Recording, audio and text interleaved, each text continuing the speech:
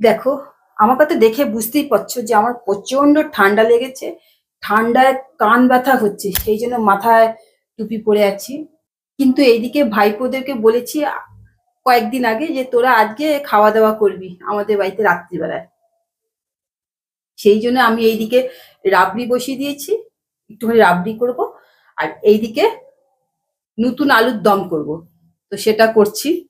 সেই জন্য আমি জাস্ট শুকনো লঙ্কা, সাদা জিরা, তেজপাতা দিয়ে ফোড়ন দিয়ে আমি আলু সেদ্ধ করে রেখে দিয়েছি। নতুন আলু, আমার নতুন আলু না একদম ভালো লাগে না, সবাই যে কি বলে ভালো লাগে। নতুন আলুর দমটা না গরম গরম খেতে হয়। আমি তোমাদের সাথে একটু পরে আসছি, আগেটা বসিয়ে দিই, বুঝলে। আমি আলুর দমটা বসিয়ে দিয়েছি, কারণ কি আমাদের এখানে না খুব জোরে মাইক চলছে, সেই জন্য তোমাদেরকে দেখাতে পারলাম না আমি কিভাবে আলুর দমটা করছি। কিন্তু এই আলুর দমে ধনে গুঁড়ো, জিরে গুঁড়ো তোমরা যেভাবেই দাও না কেন, যদি একটু নারকেল পাউডার দিয়ে দাও না, এই আলুর দমের টেস্টই পাল্টে যায়। তো আমি সেই রকম ভাবেই করছি, কারণ এই বাচ্চা পার্টি আসবে, তো এদেরকে একটুখানি অন্যরকম করে যদি না দিই না, তো তারা বুঝবে কি করে। তো সেই জন্য তো আমি মোটামুটি করতে থাকি, আর যখন ওরা আসবে তখন ওদের সাথে তোমাদেরকেও পরিচয় করে দেবো। ঠিক আছে, তাহলে আমি তাড়াতাড়ি করে আগে রান্নাটা করে নিই, কেন হাত ঠান্ডায় না হাত জমে যাচ্ছে। জানো, আমি কাউকে ইনভাইট করি না চট করে, কারণ কি আমি ধরো ঠিক করলাম আমি ওই দিনকে ইনভাইট করব, ব্যাস আমার কোনো না কোনো একটা প্রবলেম হয়ে যায়। আর তোমরা দেখেছো আমার একটু শ্বাসকষ্টের প্রবলেম আর একটু মাইগ্রেনের, এই মাইগ্রেনের সমস্যার জন্য না আমি যে কি নাজেহাল হয়ে আছি না, মানে কি বলবো। সেই জন্য আমি চট করে কাউকে ইনভাইট করতে চাই না। আমি সবাইকে একটা কথা বলি, দাঁড়া বাবা, আমি আগে পরে দেখে নেবো কোন দিন আমার মাইগ্রেনের সমস্যা হবে কিনা। সেই জন্য কথা বলতে বলতে আমার আলুর দমটা মোটামুটি হয়ে গেল, আর এইদিকে রাবড়িটাও হয়ে গেছে। আমি দুদিকে দুটো বসিয়ে দিয়েছিলাম। আমার রাবড়ি খেতে খুব ভালো লাগে, কিন্তু ওই যে বলে নাকি রাবড়ি বা কিছু কষা মাংস বা মাছ এগুলো কিছু খেলে, কষা জাতীয় জিনিস বা ঝাল ঝাল জাতীয় জিনিস কিছু খেলে নাকি গ্যাস হয়ে যায়। আর গ্যাস হলেই নাকি আবার মাথার যন্ত্রণা প্রবলেমটা বেশি হয় মাইগ্রেনে। সেই জন্য আমি যতটা পারি লাইট খাবার খাই। হুম, আমি যখন কথা বলতে শুরু করি না, আমার কথা শেষ হবে না। এইদিকে রান্নার দিকে আগে মনটা দিই। ঠিক আছে, কি করছো গো? এই তো দুধটা বসিয়ে দিচ্ছি, ওরা বললো আসবে, আমি এই ময়দাটা মাখছি। মানে এই কালো জিরে জোয়ান আর দিয়ে ময়দাটা ময়াম দিয়ে দিচ্ছি, ময়াম দিয়ে মেখে রেখে দিচ্ছি, ব্যাস। আর কি এই তো এখনই দুধটা বসিয়ে দিয়েছো কফি করবে বলে? আরে স্টিম কম করে, এবার শীতকালে কেউ আসলে একটু গরম গরম কফি করে দিলে ভালো হ্যাঁ, তো লাগে। ওরা এলে বানাতে। আরে ওরা বাচ্চা মানে কি, ওরা কি সব ছোট বাচ্চা নাকি, নাতি বাচ্চা নাকি? হ্যাঁ, তোমার তো ভাইপো, তার আবার হ্যাঁ বন্ধু বান্ধব। হ্যাঁ, তো বড় বাচ্চা, ও বড় বাচ্চাগুলো না, ধেড়ে বাচ্চাগুলো জ্বালা বেশি। আর এইভাবে সব মাখছো, ওরা সব খাবে টাবে তো? হ্যাঁ হ্যাঁ খাবে, বলে দিয়েছে। তুমি এখান থেকে বেরো তো, আমাকে কাজ করতে দাও। আর তুমি কি করেছো? ওরা লুচি দিয়ে কি খাবে? এই তো দেখো, এই দেখো রাবড়িটা করেছি। দেখো, বাহ, রাবড়ি বলতে হবে রসমালাই। আর এইদিকে দেখো আলুর দম করেছি। দেখো আলুর দমটা ভালো হয়েছে না? এই বাহ, গরম গরম লুচি আলুর দম হেভি লাগে। ভালো করেছো। এবার আসবে গরম গরম লুচি করে দেবো। এবার বাবা তুমি এখান থেকে বেরো, আমাকে কাজ করতে দাও। ঠিক আছে, আমি যাচ্ছি তাহলে। বাবা, কিভাবে ময়দা মাখছি! আবার তুমি এসছো? পারো বটে। কে করবে? তোমার বাবা উপর থেকে এসে? আরে, মেয়ে ধরে তোমাকে একটা দোকান করে দিতে হবে কচুরির। এটাই এখন বাকি আছে। বাসন মাজলে তখন আমি 5 বাড়ি কাজ করছি, ময়দা মাখলে।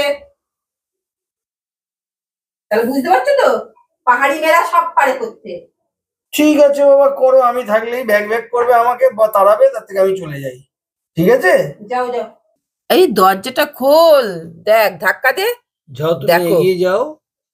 সব সময় দেখো 5 নম্বর থেকে তোদের এখন গাড়ি এলো, দেখো এবার সব ঢুকছে। দেখো দেখো সব 5 নম্বর থেকে দেখো সব 5খানা গাড়ি এসছে বগি। দেখো আরেকটা গেল কোথায়? ও মা, একটা আবার দরজা বন্ধ করছে। দেখো, ওরা ঢোকার সাথে সাথে আমি ওদেরকে কফি দিয়ে দিলাম গরম গরম। দেখো, একজন বলছে নাকি পাঞ্জাবি কথা বলতে জানে, কিছুতেই বলতে। আমি যখন ওর সাথে ইরানি কথা বলতে শুরু করলাম, ও নাকি ইরানি কথা আমার কিছুই বুঝতে পারলো না। হ্যাঁ, আমি যাক ওরা একটু কফি খাক, আমি এবার সোজা রান্নাঘরে চলে এলাম। দেখো, এবার ওরা সবাই গল্প আসর যা জমিয়েছে না, ওদের গল্প যদি শোনাতে পারতাম না তোমাদের ভালো হতো। শুধু এত জোরে গান চলছে না বলে কিছু শোনাতে পারলাম না। এবার আমি চট করে আটার লিচিগুলো কেটে দিই। কি করব, আটাটা মেখে রেখেছিলাম বলে ভালো। একদিকে কড়াইটার সাথে সাথে পাশে সরিয়ে দিই। হ্যাঁ, কেউ আসলে না আমার বেশ মজা লাগে জানো। এবার কড়াইতে আমি তেলটা দিয়ে দিচ্ছি, আর ওইদিকে যদি গল্পের যে আওয়াজ হচ্ছে, শুধু ক্রিকেট আর ফুটবলের গল্প। আর আমার বর বাবাজিও গল্পে একদম মেতে উঠেছে। কি বল, আর কাল থেকে না আমার মাথায় কি না গো, ওদের ভেজে দিয়েছো আরে ভাজো? ভাজি ভাজি, এই তো লেচিটা কাটতে শুরু করেছি, দাঁড়াও দাঁড়াও। হ্যাঁ, ব্যাস এইভাবে সব লেচিগুলো কেটে রেখে দিয়েছি ট্রাই করে। এইভাবে বেলো, আর কাল থেকে যা কান ব্যথা করছে না কি বলবো। আর ওইদিকে এই দিক থেকে আমাকে ডাকতে শুরু করে দিয়েছে। এই গরম গরম লুচি ভেজেছি, নিয়ে চলে এসেছি। আর আমার লুচিগুলো দেখে বলছে নাকি সব পাঁপড়, এত বড় বড় সাইজ হয়েছে। হ্যাঁ, আমি তখন বলবো আমি তো সবসময় যখন লুচি ভাজি এরকমই লুচি ভাজি। দাও ওদেরকে, দাও, ওরা বসে আছে। আরে দিচ্ছি দিচ্ছি, তুমি ওরকম করে ব্যস্ত হচ্ছ কেন? আমার কি মা দুর্গার মতো 10টা হাত নাকি? আমি তো একটা একটা করে তো সবাইকে দেবো। এবার দিচ্ছি। এবার দেখো, আমাদের বাড়ি একদম গোপালটাকে দেখছো একদম। এবার দেখো, খালি ক্রিকেট আর ফুটবল ছাড়া এদের মুখে কোনো কথাই নেই। হুম, সামনে এরা নাকি কোন একটা ম্যাচ করবে, সেই ম্যাচ নিয়ে একদম আনন্দে মেতে উঠেছে। হ্যাঁ, আচ্ছা তুমি গিয়ে একটা প্লেট নিয়ে চলে আসো তো। এরা সব এই লঙ্কা, তেজপাতা, শুকনো লঙ্কা সব খাবে, নাহলে সব এই ম্যাটের উপর ফেলতে শুরু করে দেবে। নাহলে এটাকে আমাকে ধুতে শুরু হবে পরের দিন। বলাতে বুয়া ম্যাটটাকে প্লেটটাকে নিয়ে চলে এলো। আমার না কথা সব জড়িয়ে যাচ্ছে এদের সাথে আরে এই সাথে। ছেলেটাকে দাও, এ তো বসে আছে। আরে দিচ্ছি দিচ্ছি, তোমাকে তখন থেকে বলছি আমার কি 10টা হাত নাকি? সব এক একটা করে দিচ্ছি তো আমি। এবার দেখো, এরা সব বসতেই পারছে না, এদের এমন অবস্থা সব। এ ওকে বলছে চাপ, ও ওকে বলছে চাপ। ব্যাস, বুয়াকে প্লেট আনতে বললাম, বুয়া গেছে তো গেছে, ও প্লেটই নাকি খুঁজে পাচ্ছে না। হ্যাঁ, এই যে এতক্ষণ পর বুয়া প্লেট আনলো। হ্যাঁ, দেখো যার যার সব ডাস্টবিন গুলো সব এখানে ফেলবি। ও আরেকজনের চামচে লাগবে, যাও চামচে নিয়ে আসো তো। আমি আর উঠে উঠে বারে বারে কি করে যাব? বসে পড়লে না আমি আর বুঝতে, এতক্ষণ দাঁড়িয়ে দাঁড়িয়ে করতে করতে। এবার দেখ তোরা শুরু করে দে। ভালো হয়েছে। এই দা, ওদের নাকি বেশ ভালো লাগছে। এবার সব গল্প করছে, আমি এদিকে চলে গেছি, গরম গরম ভাজছে, নাহলে কি করে দেবো বলো? আমি ওদেরকে বলছি তোরা যে যার মতো সব নিবি আর খাবি, আমি গরম গরম নিয়ে আসবো। এবার আবার নিয়ে চলে এসছে। এবার ওরা রসমালাই খাচ্ছে। ওদের নাকি রসমালাইটা নাকি খুব ভালো হয়েছে। আমি বারে বারে রসমালাই বলে যাচ্ছি, এটা রাবড়িটা। এবার সেই একই কথা। আমি জানিস ওই দিন পায়েস করেছিলাম, তুই তো এলিই না। যাক, আমার বড় বাবাজি খালি এই খাওয়া দাওয়া হয়ে গেছে ওদের, হয়ে গিয়ে এরা সব উঠে বসেছে, দেখেছো? উঠে বসে এবার বলছি কি গো, আমাদের কথা একটা তো শোনালে না।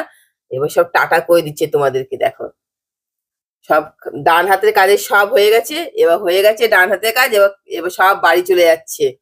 তোমাদেরকে সবাইকে টাটা বলছে। তোমরা মানে আমার বন্ধুদের, তাই তোমাদেরকে সবাইকে টাটা বলে দিচ্ছে, দেখছো যাওয়ার সময়। দেখো ওরা বেরিয়ে যাচ্ছে তো। ওহ, এটা গেল। বলো বলো। সবাই দেখলে চলে গেল। আর যতক্ষণ ছিল কি বলতো, বেশ গম গম করছিল, কিন্তু আমার কিন্তু বেশ ভালো লাগছে জানো। আমি কিন্তু লোকজন বেশ ভালোবাসি, সবসময় হই হই করি, হই হই করতে ভালোবাসি।